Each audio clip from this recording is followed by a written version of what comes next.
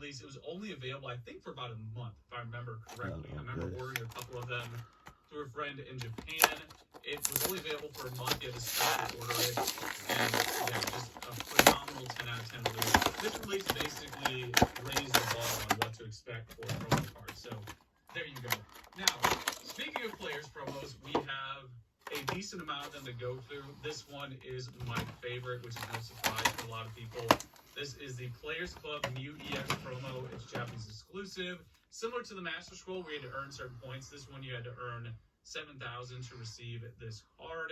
It has the highest grade. Let's just check out that holo pattern.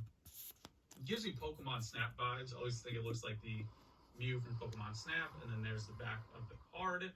And then you can't have Mew without Celebi. Yes, that's how I pronounce it, like celebrity. I know Celebi is probably the correct pronunciation, but here is the PSA 10 Celebi promo. Just a ton of holo. That's like a theme of this auction block so far, just holo everywhere. So there you go. That's the Celebi. You can see that it has 5,000 points. And there is the back of the card as well. And then next up, we have 3 of the evolutions. So this is going to be the PSA 10 Vaporeon Gold Star. You can see down there it has the P with the Players Club numbering. So this was the Players version. There's also the World Championship Pack version as well. But this was the 10,000 point Players Club Vaporeon PSA 10 Gold Star card. And then we have, who should be next? Jolteon? We got Jolteon PSA 9, 20,000 points. So this was the next one in line to receive through the Players Club. And there's the back of the card. And then last but not least, this is the Flareon. This one's PSA 6. I'm assuming there's some type of minor indent somewhere because this thing does not have whitening on it. So there's probably something somewhere that I can't see myself, but there's probably a minor indent. If there is, this would be a fantastic binder copy. PSA is very, very harsh on indents, as you can tell. Maybe that's it at the bottom. I really honestly don't know why this received a 6. I'm assuming it's an indent, judging by everything else we can see. So there you go. That is the PSA 6 Flareon Gold Star, 30,000 points. This one was above the Jolteon and Vaporeon. Now we have a couple other interesting cards from the 20th anniversary. So around this time when you had the 20th Team Rocket case, you also had this Pikachu and Mew that I think kind of flew under the radar, to be honest. These were cards that are unique. Full holo, like holo is the theme of this block. There's just holo just falling out of everything, falling out of my pockets. This card is like fully holographic. You got a nice little 20th anniversary logo there. You can see it says even like since 1996. Also, the card has a printed signature from Arita. You see that? Don't worry, we have the Mew as well. We're going to do both of them. But you have this printed signature there on the card, which is unique. You see that in sports sometimes, but in Pokemon, that's something that you really don't see. I think this might have been the first time ever that you have that on the card. So there you go. It's a 20th anniversary Pikachu from Battlefest in Japan, and it has that Arita signature. Only released in Japan during the 20th anniversary. And of course, we have to look at the Mew as well.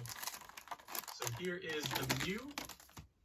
Maybe modern Pokemon Snap vibes. Ooh, there's a little Beedrill there in the background.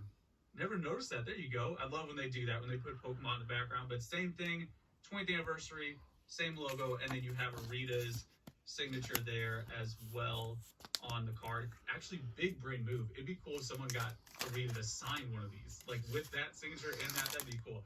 Anyway, PSA 10, 20th anniversary. We got to show the cards and not get sidetracked. There we go. We got the back of the card as well, received the highest grade. Now, moving along, we have a Entei Shining. This was the lottery promo from 2010 for all the LP collectors out there. You can see the numbering. Pretty self-explanatory. Japan does use lotteries every now and then. This is a shiny Entei as well, as you can see by the coloring. And then there is the back of the card. And then next up, we have a PSA 9 Raikou from the same release. And we'll show the back.